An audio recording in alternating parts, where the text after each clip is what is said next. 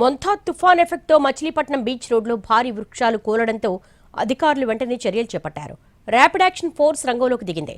కూలిన వృక్షాలను తొలగించారు. కూలినా కూలడానికి సిద్ధంగా ఉన్న వృక్షాలను తొలగించి ట్రాఫిక్ క్లియర్ చేశారు.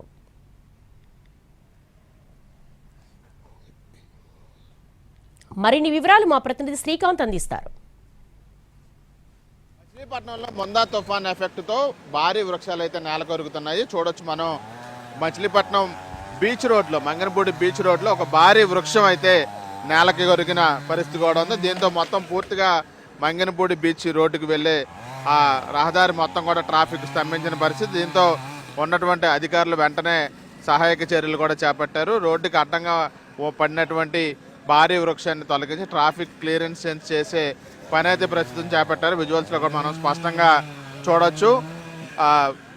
నేరుగా దీనికి సంబంధించి చెట్టు కూడిన 10 నిమిషాల లోపుగానే సిబ్బంది నేరుగా ఇక్కడికి చేరుకున్నారు.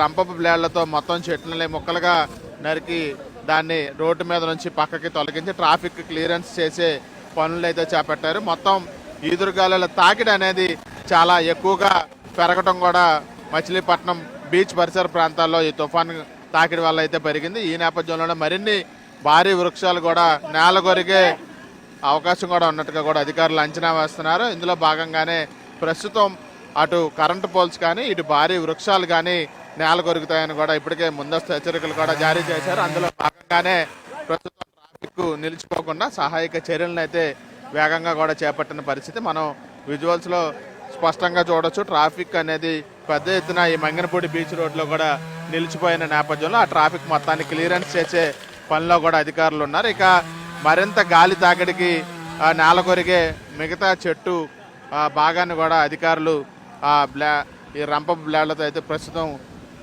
నరికి వాటిని పక్కకు తొలగిస్తున్న పరిస్థితి కూడా ఉంది. ఈదురుగాలుల తాకిడి మరింత ఎక్కువగా ఉంటుంది కాబట్టి మరిన్ని భారీ వృక్షాలు కూడా నేల కూలే అవకాశాలు ఉన్నట్టుగా అయితే అధికారులు చెప్తా ఉన్నారు. ట్రాఫిక్ అంతరాయం ప్రధాన రోడ్లలో ఈ భారీ వృక్షాలు కనుక కూలితే ట్రాఫిక్ నిలిచిపోతుంది కాబట్టి వెంటనే సహాయక చర్యలు చేపట్టడానికి సంబంధించి అన్ని ఏర్పాట్లు కూడా అధికార యంత్రాంగం కూడా జిల్లా వ్యాప్తంగా చేస్తుంది. ప్రస్తుతం విజువల్స్లో కూడా మనం స్పష్టంగా చూడవచ్చు.